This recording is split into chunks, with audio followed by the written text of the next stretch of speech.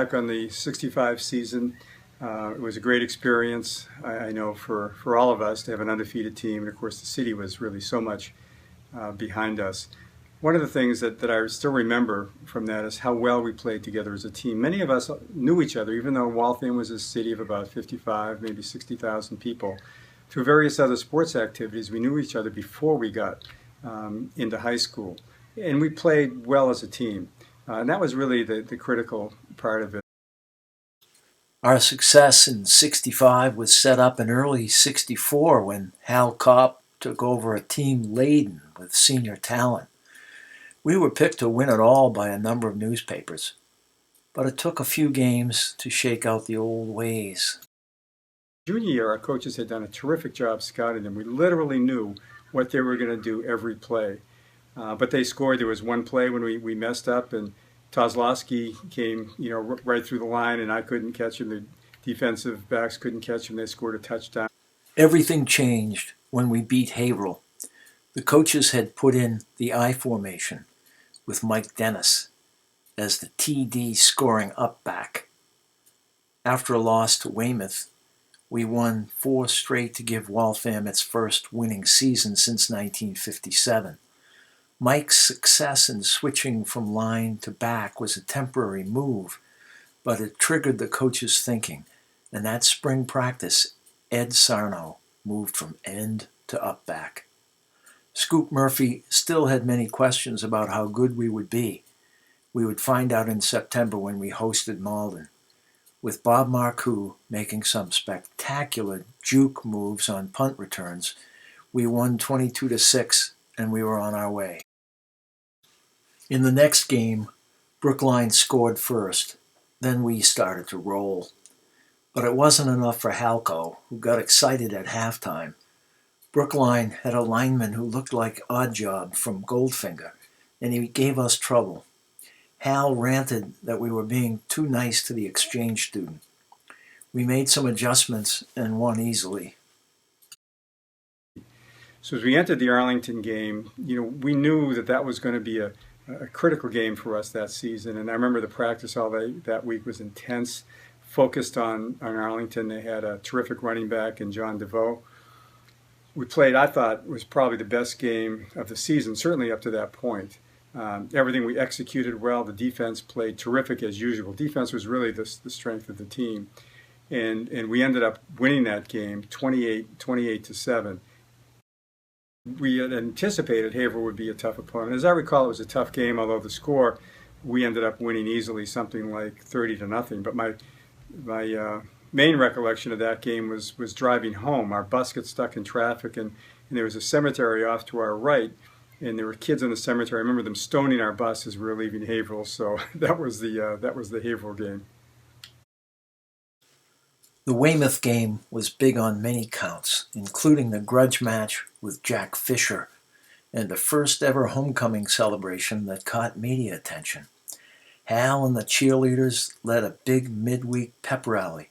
Then Saturday saw a long parade from the high school to Leary Field, which was packed.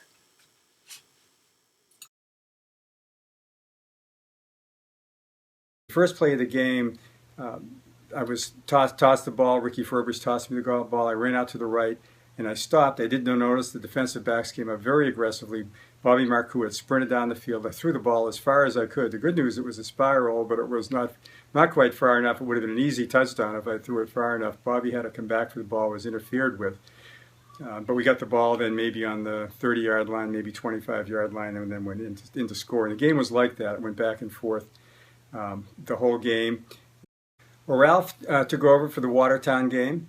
As I recall, we had kind of a slow first half. The coaches weren't pleased. I remember Watertown, by the way, coming maybe 15 minutes late. We're all waiting for their bus to arrive. But we started off very slowly, and that was the first time I remember the coaches really getting upset. I think Kopp cracked the blackboard when he hit it with his fist. Anyway, we got the message and went out and just cleaned up the second half. Ralph did a great job at quarterback, and then quarterbacked the next game at Brockton. And Brockton had traditionally been a tough opponent for Waltham, but we beat Brockton 38-0. Again, Ralph was key, and the whole team played well in that game. Mike Dennis had been pancaking his Brockton opponent all day. The poor kid could hardly stand up. His shirt was drenched in sweat, caked with dirt and grass, and it was untucked. At one point, Mike yelled at the referee, "Hey, make that guy tuck in his shirt." And the referee followed instructions. Now it was on to Newton, but without Ralph. Late in the fourth period, we punted.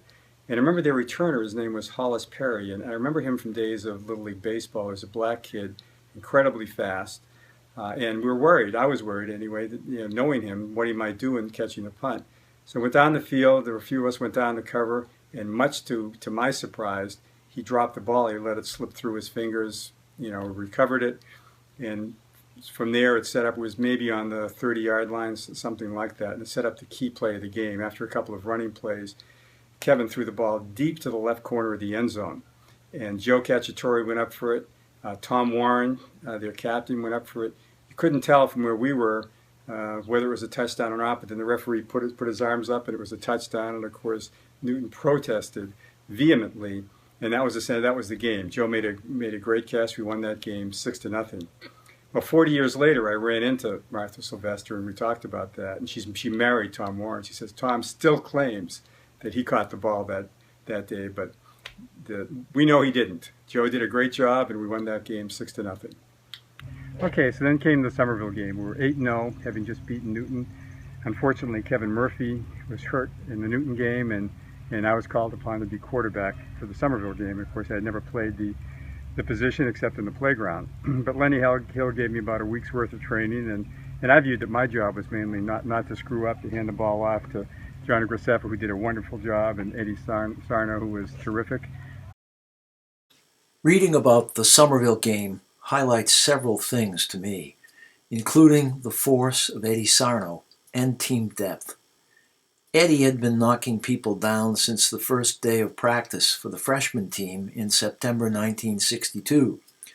Somerville could not have been surprised at Eddie's power.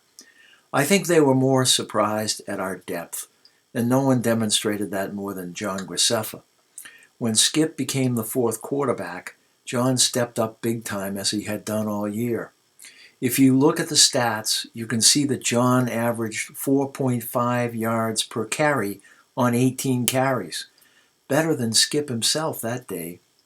We trapped the hell out of Somerville, and Eddie gained 170 yards, in part because they had to worry about John Graceffa ripping off big yardage on our bread and butter off tackle, which we had done to start the game. We had our fair share of injuries that year, and someone always stepped up. That's what a well-coached team can do. There is another story in the News Tribune of November 27, 1965, and it puts our championship in perspective. While we were getting ready for Somerville, the U.S. Army's air cavalry was engaged in the first major battle of the Vietnam War in the Ya Drang Valley, where the Americans repelled an overwhelming force of the North Vietnamese Army. The battle would later be memorialized in the book and movie entitled We Were Soldiers Once and Young. 234 Americans died between November 14 and 18. Two of our teammates, Mike Murphy and Paul King, would later die in Vietnam. We may have done something good for Waltham. They died nobly for their whole country. They were among the true heroes of our generation. We've lost other teammates since 1965. Rick Miliotto, Billy Shea, and the irrepressible Jack Field, who just dripped with leadership from the first day he stepped onto the Dust Bowl for practice. We've also lost three of our coaches, Hal Kopp, Frankie Morelli, and Dick Corbin. And after all these years, I like to think there were really three teams involved. They may have practiced separately, but on Saturdays, they were all together, making Leary Field rock, making great memories.